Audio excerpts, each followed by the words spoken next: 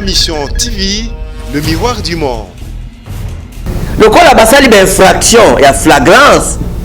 Bakanga Janine Mabunda na Tambe Mwamba en flagrance. Bino ba pasado ya lobby botala ndi bazo samsa Tambe Mwamba na Janine Mabunda.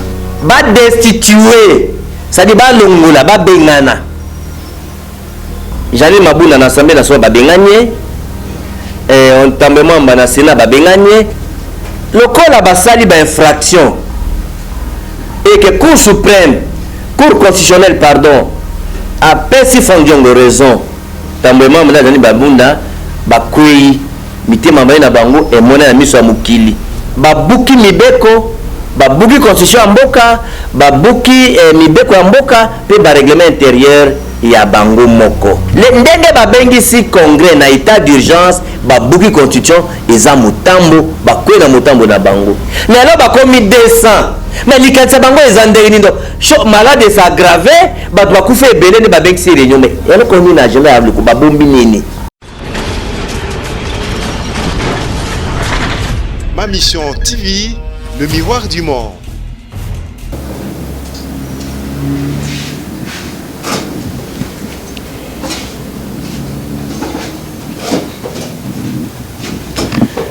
Mesdames et messieurs de la presse, laissez-moi vous dire merci pour votre disponibilité et surtout votre spontanéité de nous faire honneur et de venir répondre à notre invitation. Pas plus tard que dimanche, nous avons été dans la même salle ici. Aujourd'hui, notre point de presse concerne bien entendu la suite des événements et la conséquence à tirer par rapport à l'arrêt de la Cour constitutionnelle sur le débat, bien entendu, de la légalité, de la constitutionnalité ou pas de l'ordonnance du président de la République portant sur l'état d'urgence. Je vous avais dit que l'heure est à l'action et à la responsabilité. Donc chacun de vous doit prendre conscience que nous sommes en état d'urgence. Chacun de vous est conscient que nous sommes d'abord dans une grave crise sanitaire. Vous savez qu'il y a des milliers de pays, de nombreux pays qui ont dépassé des milliers de morts. En France, en Italie, en Espagne, aux États-Unis. Vous trouvez, il y a des pays où il y a 1000 morts par jour, 500 morts par jour, 2000 morts par jour. Il y a des pays qui ont déjà 90 000 contaminés. Donc c'est un problème qu'il faut prendre très au sérieux, cette crise sanitaire. Et là, par rapport à notre pays, les pays à deux camps. Le camp du changement qui doit s'organiser, se mobiliser pour combattre et vaincre cet ennemi que nous ne voyons pas mais qui tue à travers l'humanité. Et les camps des statu quo, ces camps-là a pour ambition de détruire le pays, liquider le pays, déstabiliser l'État et empêcher la mobilisation générale pour, bien entendu, organiser les Congolais pour vaincre l'ennemi invisible qui tue. Il n'y a pas aujourd'hui de neutralité par rapport à cette crise sanitaire. C'est une menace. Et chaque pays se mobilise à travers une mobilisation générale. Donc ici, j'appelle à la mobilisation générale pour vaincre cet ennemi. Parce qu'en temps de guerre, il n'y a pas de majorité, il n'y a pas d'opposition, il n'y a pas de neutre, il n'y a pas de société civile. Tout le monde doit agir comme patriote, d'abord pour mettre nos divergences de côté, vaincre l'ennemi, dont les au rassemblement et à l'unité, pour vaincre l'ennemi, et consolider l'État. Malheureusement, les camps du statu quo, parce qu'aujourd'hui, dans les deux camps, vous avez le camp du changement qui incarne l'actuel chef de l'État, le président Félix Tshisekedi, qui est sorti de la démocratie, qui est un fruit de la résistance du combat démocratique. Et le camp du statu quo que M. Kabila incarne, dont il agit par ses vecteurs, ses différents vecteurs à travers ses institutions. Donc il y a un camp qui incarne le changement et un camp qui incarne la destruction du pays. Et chaque Congolais doit savoir quelle est sa responsabilité lorsque le pays est menacé. De liquidation comme État et comme nation. Et je vous ai toujours dit que l'histoire, chacun de nous répondra, qu'avez-vous fait de votre pays lorsque votre pays avait été menacé de disparition?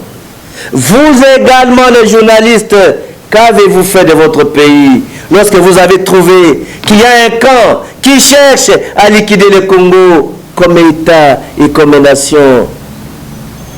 Qu'avez-vous fait pour faire survivre notre nation? Les premiers posant en termes de l'amour patriotique.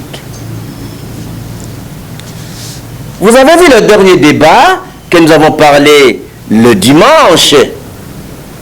Après vous avoir parlé, exposé sur la nature de la crise sanitaire, qui a eu pour conséquence la proclamation de l'état d'urgence par son Excellence le Président de la République, M. Félix Antoine Tshisekedi.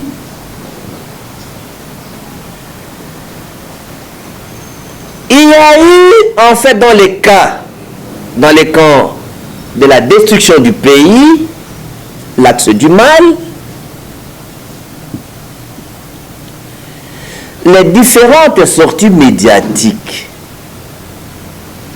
Les sorties médiatiques coordonnées, organisées, et chacun doit faire sa part des choses en termes de responsabilité de porte-parole. Les premières sorties médiatiques, c'était l'honorable Janine Mabunda pour outrager le chef de l'État, l'insulter, chercher à déstabiliser le pays. À l'étape du Congrès, l'honorable président du Sénat, le président Tambwe Mwamba, qui est devenu le porte-parole. Ça vous démontre le caractère planifié et organisé et la volonté de poser des actes antipatrie.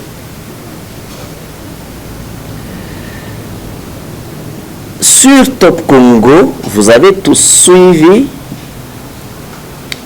que l'honorable Tambwe Mwamba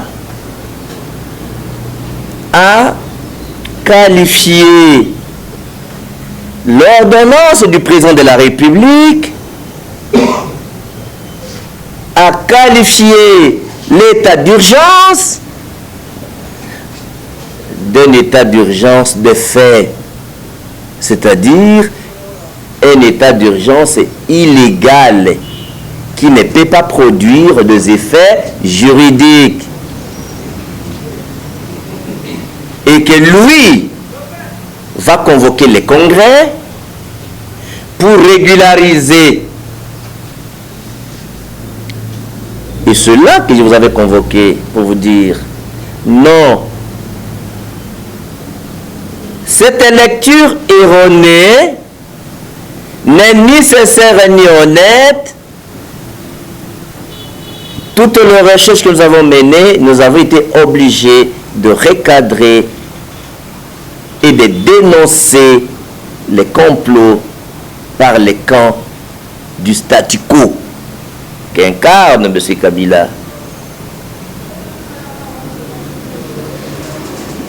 Je vous avais dit que l'ordonnance du président de la République était conforme à la Constitution. J'avais évoqué l'article 85, l'article 144, l'article 145. Maintenant, les débats s'en est suivi. Et je vous avais promis qu'au regard de la petite expérience que j'ai comme parlementaire expérimenté, comme co-rédacteur de la Constitution, comme chercheur en droit parlementaire, nous avions une jurisprudence. J'avais évoqué deux même, de 94 et de 2007, mais j'avais pris en évidence la jurisprudence de 2007 parce qu'il y avait le même président de la Cour suprême de justice, Bena Luamba, qui avait rendu cet arrêt et que la Cour, ayant déjà rendu un arrêt de principe, la Cour ne devrait pas aller à l'encontre de son arrêt de principe. Et je vous avais dit que cette semaine, la Cour suprême de justice, normalement, devrait rendre son arrêt. Et a effectivement rendu hier son arrêt pendant que nous avions fait notre point de presse avec vous le dimanche passé.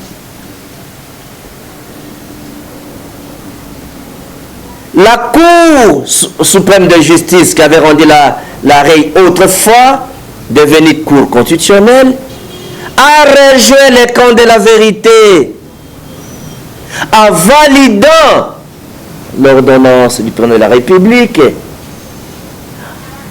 en la déclarant conforme à la Constitution.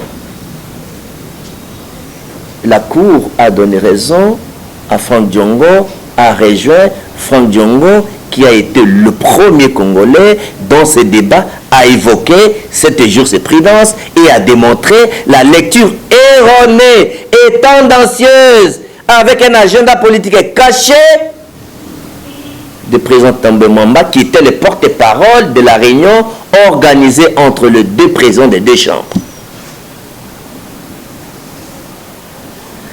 Et là, j'invite l'opinion publique à soutenir et saluer la nouvelle figure ou les nouveaux virages de notre système judiciaire, qui pas seulement a rendu un arrêt juste, sincère et honnête, en respectant et la Constitution et les droits de la République, mais aussi, depuis qu'il y a un nouveau président, il y a des choses qu'on n'a jamais vues. On a vu le ministre Roli Ilunga condamné, on a vu la lobby boy, il y a Liboso, na tondi bino botondi, ton appelle bino merci, ndenge bondimi lisusu tokutana, botiki misala na bino nyonso, mpona mbila na ngai na bengaki bino, boye tosa makambo ya mboka. Boyebi te mokili mobimba toza na crise oyo euti na maladie oyo babengi ebele bawa mpe bakufi omona mokolo moko 1000 personnes 2000 personnes 3000 personnes bapaye mosusu bakomi ba 10 000 poto bakufi 20 000 bato bakufi. Donc biso toyebi te epai na biso ekozala ndenge nini. Pendant que biso tozo milengele po ete moka ekwa kotambola ekende liboso toyeba so bitumba ezoya ennemi tomona na miso te ezoboma biso soko tokokoka nango.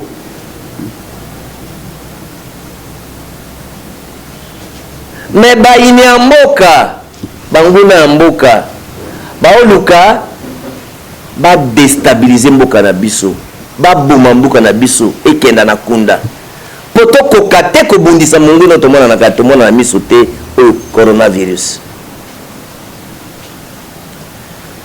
Na yango donc na mboka tokaboni na groupe mibale oyo bao défendre mboka ba patriote to ba nationaliste to camp ya changement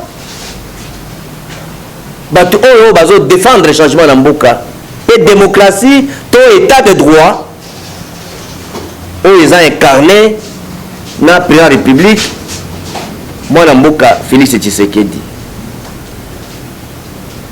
na groupe oyo mosusu oyo balingi bazongisa bilembo ya kala oyo ya kodétruire mboka koboma mboka konyokola mboka oyo mokonzi nango M. Kabila oyo azo agir na maboko ya bato oyo apesi misala lokola Jeannette Mabunda lokola Tambwe Mwamba.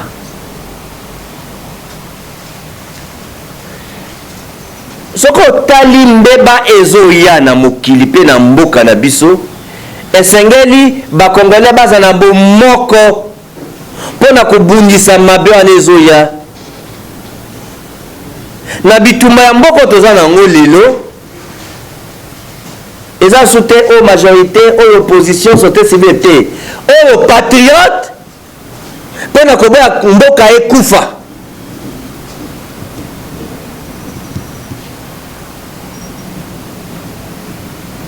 boyebi kete Frank Diongo tanga alobaka te mpo moto akopesa ye mbongo to akopesa ye mosala to moto akopesa ye boyebi ke depuis opposé ebanda le seul opposé na ndima kosala te eza Frank Diongo na nyokwami na uti boloko boyebi oyo nazoloba eza mpo na intérêt ya Frank Diongo te eza mpo na kobikisa mboka après liwa ya maître ya ngai Etienne Tshisekedi ya Mulumba naza na devoir ya kotalisa bakongolais nzela ya bosolo ya sembo oyo ekobikisa mboka sikoyo toza na bomoko nde ekobikisa mboka mpe bolingo ya mboka nde ekobikisa mboka toza menacé ya kodisparition toza menacé ya kodisparaître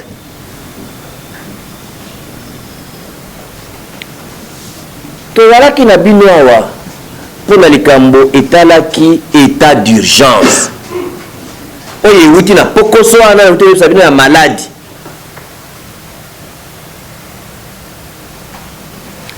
mokonzi ya mboka atosaki mibiko na yebisa bino na kozongela kuna esu te na yebisa bino te atindaka mokanda na ye wana na cour constitutionnelle esengelaki ke bato ya sénat mpe ya parlement ya assemblée nationale bazela soko kuna elobi te eza mabe nde bayi kolobaka nyonso ya malikuta bazoloba wana nzambe ayokeli bana Congo lobi oyo eleki tosali conférence de presse dimanche lobi cour constitutionnelle apesi raison na Frank Diongo a rejoindre Frank Diongo alobi non Frank Diongo aza na raison ordonnance ya président etosi mebeko ebuki mobeko likonzi te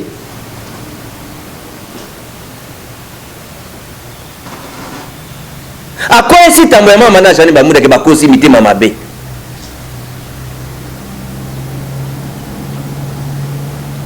yango nde nabengisi bino lelo mpona lokola basali bainfraction et que cour suprême cour constitutionnelle pardon apesi Frank Diongo raison il fallait napesa bino liboso merci mpo bino nde bosalaki ete bato bayeba nalobaki nini mpo nayebisaki bino te likambo wana kusu oyo nasala kata ya kosenga autorisation na parlement mpo na kosala état d'urgence ezalaka lisu te na Congo koma bango bayebi me basali kaka likambo wana kaka etention ya nsima nango eyalaki badestabilize mboka président de la République bafunda ye na justice pa nzela ya motion incidentielle nde balingi bazwa soit acte soit décision soit recommandation mpona bafunda ye mpona haute trahison pa violer constitution conséquence nango eza nini lokola état d'urgence wana endimami na bazuzi ya likolo après nzambe nde bango.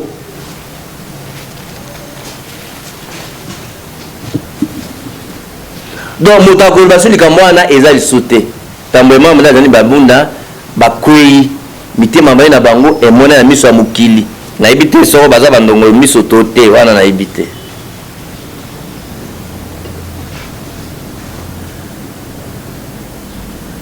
Na yango donc conséquence yango oyo ya liboso babuki mibeko, babuki constitution ya mboka, babuki mibeko ya mboka pe ba règlement intérieur ya bango moko. Lokola babuki likambo ya liboso bafingi mokonzi ya mboka, malebele bazofinga ye kaka infraction ya liboso yango wana bafingi mokonzi ya mboka, bamake respect na mokonzi ya mboka, basabote mokonzi ya mboka. Infraction na yango ezali na français, nalobaki na français. Likambo ya mibale ndenge tokomaka constitution na état d'urgence congrès esanganaka te. Article moko te koloba keno bakobengisa congrès na état d'urgence. Donc congrès wana ekosangana te po eza illégal ekozala te po couverture moko ya mobeko moko epesa yango eza te. Bango bayebi ke l'état dia babengisaka congrès te, babengisa yango mpo na nini? Mpo nde tokoma constitution congrès evotaka mobeko te. C'est-à-dire que si vous avez des députés, vous avez senti que vous avez voté. Il faut chaque chambre na ndenge nango ndi a voter me book. Le ndenge ba bengi si congrès na état d'urgence ba buki constitution eza mutambo ba kwena mutambo na bango. Mbeba mususu ya misato ezani. Boni tambwe mwambo honorable tambwe mamba na tosaka makasi lokola kurutu. Nazano mayele mabe akoboma mboka nde nakoboya ye.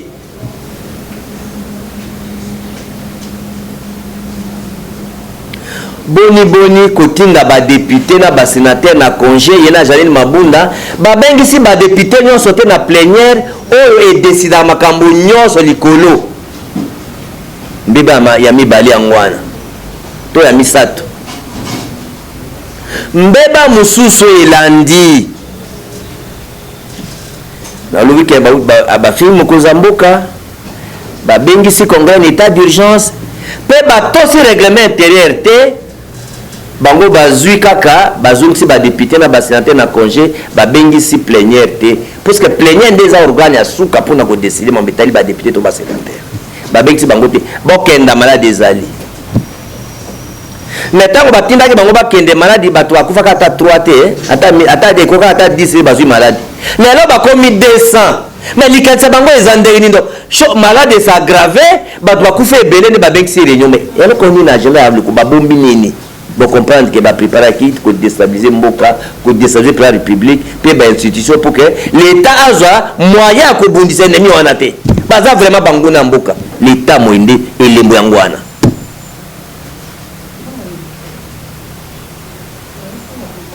Alors na ba infraction wana nde na sengi boye na conséquence nango ya liboso na procureur général ya cour de cassation lokola basali ba infraction ya flagrance bakanga Janine Mabunda na Tambwe Mwamba en flagrance dès lobi déjà basamisa bango lelo déjà bakangi bango lobi babandi kosamisa bango déjà en flagrance. Makama kolongili minité eza te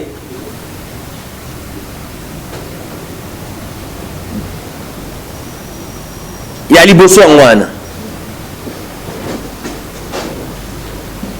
soki esali retard ke basambisi bango na flagrance te mais parce que babuki meboki il faut basambisa bango donc il faut que procureur général à cour de cassation ye moko se saisir na ba infraction na nyonso abando sambisa bango bino bapensa ya lobi botala ndi bazosambisa Tambwe Mwamba na Janine Mabunda. Ya mibale soko basambisi bango na flagrance te parce qu'il faut basambisa bango mpe bakosamba esengeli siko ba député côté na bango ba sénateur côté na bango ba destituer ça dit ba longola ba bengana Jean-Louis Mabunda na assemblée nationale ba benganye on tambement na Sénat ba benganye po ba tia ba président musu po ba yoti ba député na ba sénateur soni ba kokité na lobola lo ba ka perdre de crédibilité Cour suprême et justice to cour constitutionnelle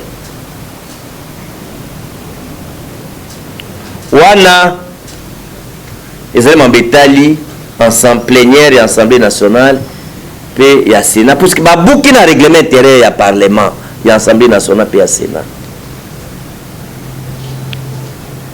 wana pona plénière maintenant pona président de la République alobaki na Londres te aboy alingi na ete koboma parlement kopanza assemblée nationale mais bazotinda nga na panza assemblée nationale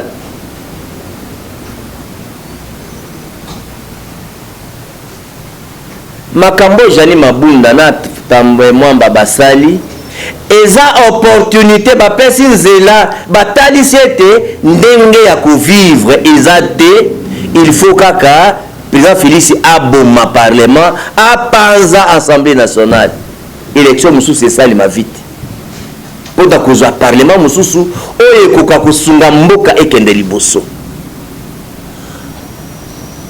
nde nayisa bino keno crise wana entre gouvernement na parlement eza kaka ezoumela kaka ya koumela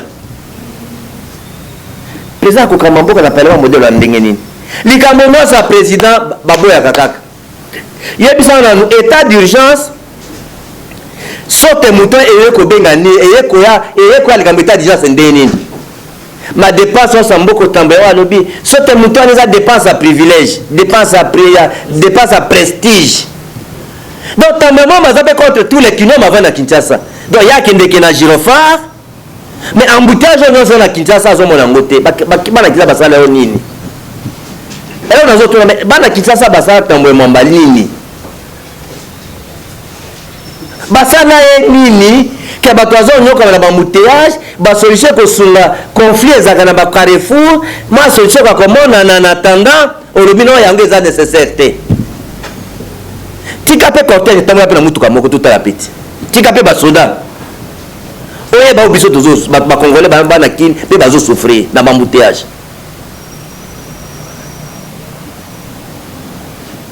donc bon comprendre que comportement na bango etalisi que crise ezali entre gouvernement na parlement biso ntango tokomaki conscience ya yebisa bino likambo wana ntango tolobaka gouvernement ezali gouvernement au sens restreint te ya premier ministre kaka gouvernement ntango tokomaki conscience na mambo etali crise gouvernement élargi y compris makambo président de la République azosala parce que ntango tosalaki régime ya séparation du pouvoir chef exécutif ezali président de la République pour un exécutif bicéphale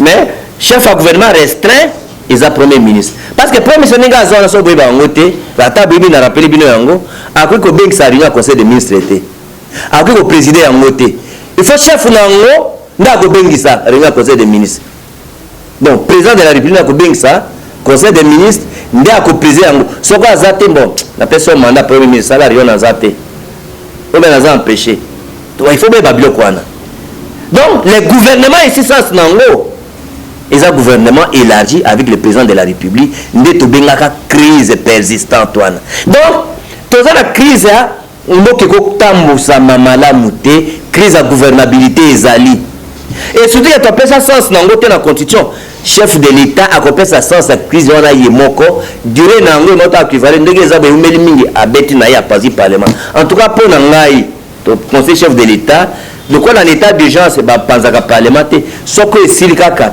da apanzi parlement tokenda baélection mosusu donc faire mission histoire esili lokola baza majoritaire bakozwaka majorité yango kaka ti bakobanga nini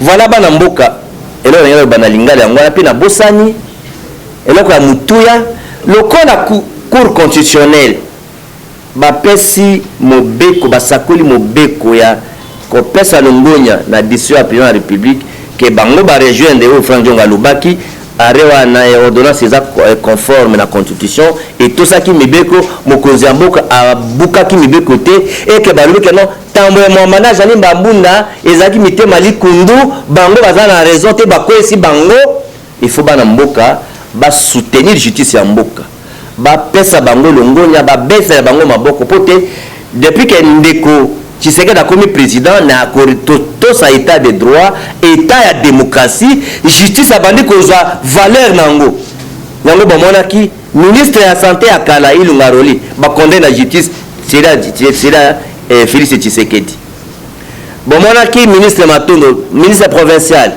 ba condamné kala sera Félix Tshisekedi bamonaki ministre provincial Mususu Joli Makambo Doli Makambo ba condamné ka série ya Tshisekedi Roger Tsingi président Assemblée nationale ya kala député provincial ba condamné kaka série ya Tshisekedi lelo boyoki directeur du cabinet na yemoko bazo sambisa ye na ba conseil à la présidence na ba PDG d'entreprise donc justice ezui valeur nango c'est la justice qui élève une nation donc bienvenue l'état de droit bienvenue l'état de démocratie nyonso wana pour le régime ya sika président ya sika Félix Tshisekedi mais bango balingi bazongisa biso na nsima na régime ya impunité na régime ya corruption il faut biso na corruption il faut kobundisa yango tina suka bongo bakongolais bakotika bato na mokili ke bango banyokoma kaka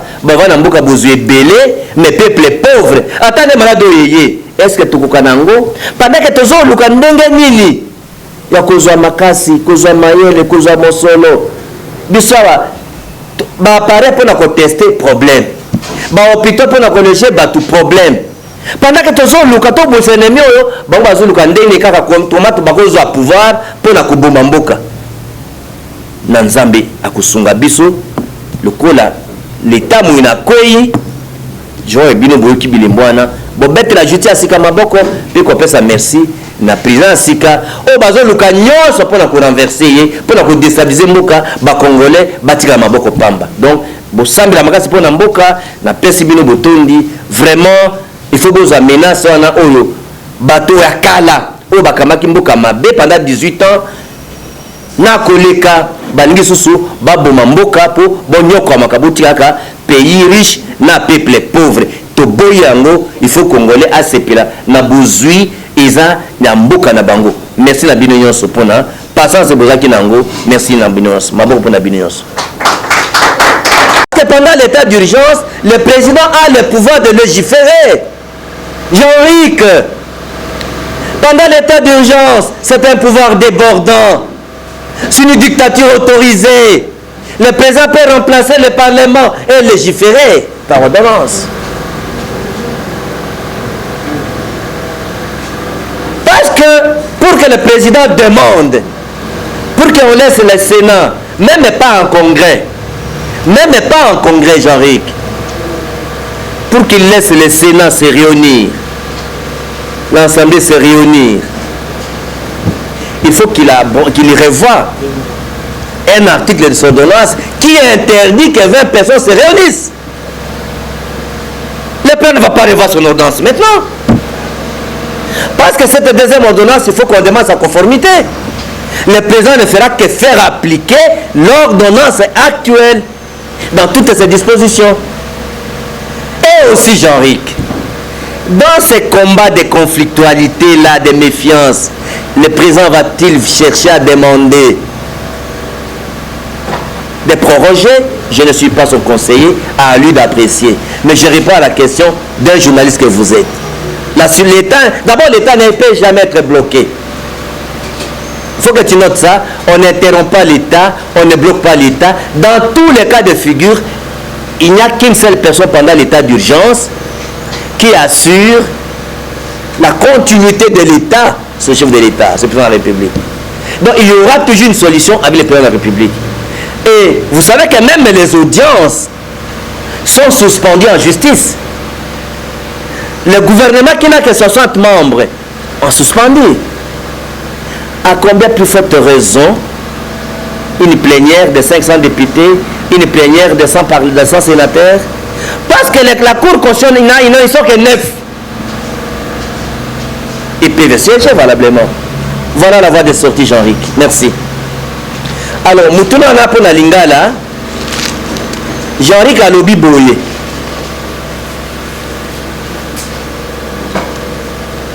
État d'urgence, ils ont un délai nango pour un nombre de bikolo nango. Mais ce qui est sili est un gaba qui ça. Si vous présent que ça la ni son congrès salamité. Na ya no le boy na lopoto pas tout na lopoto. Congrès ana bakusanga na te pour Cour constitutionnelle a PSI président de la République raison pour rejoindre Franck Diongo. Donc pendant l'état d'urgence, Congrès et Sanganakate, Mobeko et Pekisi Yango. Alors, délai Nango, toute date Nango, ils ont 30 jours. Ce 30 jours, on a Essili, pour la Koubaksa Mikolo, 15 jours, le sous-souto, et Bandelango Balebele, et c'est le président de la République, mais à Kosenga Yango, dans le Parlement. Mais le col à Baza Mité Mama B. Le code appelle moyen batoba sangana ezate pour ordonnance à président, il faut batoba souka bako lexa 20 personnes té. Il faut que pensa yango. Eza epeki sami. Na yango donc nzela eza misato. Ya liboso ya mbote 30 jours en esila. Président Sengela zo ba mesure nyonso ya makasi o na lobaki awa. Le code na Katanga na Lubumbashi makamba Gédéon Kyungu na tati eza kuna lokola na Bakongo na makambo tali Buja Kongo lokola na Sankuru pendant que malade ezali gouverneur azana ozo sala te a nommé 3 gouverneurs militaires azo ba gouverneur na kala atie bango à disposition ya ministre intérieur ti bitumo toza ngo esili ennemi esili aye kozongisa bango ya mibale à cause décréter par exemple couvre-feu. Donc, il y a mis ça tout. Dès qu'il y a passé à Miklimusus, a eu une réquisition. Il y a armé la police. Et ça, les pour contraindre ma mesure et tout ça. Donc, à cause de la mesure est belée, avant l'état d'urgence, c'est ça, ici là. De sorte que l'état d'urgence, c'est ici, mais ma mesure a tika tuana et que tout ça pour bitumanga malade et toujours bundissango.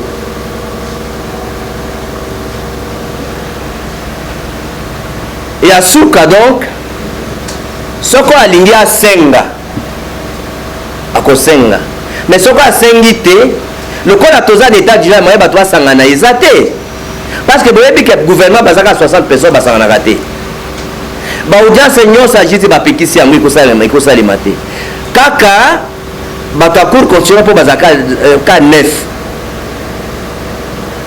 Donc bango cour continue pour ça la kokina bango 20 t. Alors, hier, à Koki, dans l'état d'urgence, après qu'on signe ordonnance, soit à signer Yango avant, à Talissi Cour constitutionnelle qui a prolongé Yango, soit à signer Bango déjà va autoriser Yango. Parce que l'ordonnance est non sur président Kouzoua, dans l'état d'urgence, bakoki ko attaquer en justice. Ata na FCB na le gouverneur Eli a nongolien nanu a suspendre nanu a nommé militaire pour l'état d'urgence. Les infractions te ba funda na ngote, les illégalité. Et l'état d'urgence. Et la dictature autorisée. Donc, magambo ya ko prolonger tout ko prolonger ils ont problème de solution à Malunga et comment on a pas d'intérêt à Mboka parce que le président a ma coquille sa cause mais il y a sa cause pour que tu vaincre l'ennemi oyo à Seigneur na e cause yango. Merci mingi. Ici.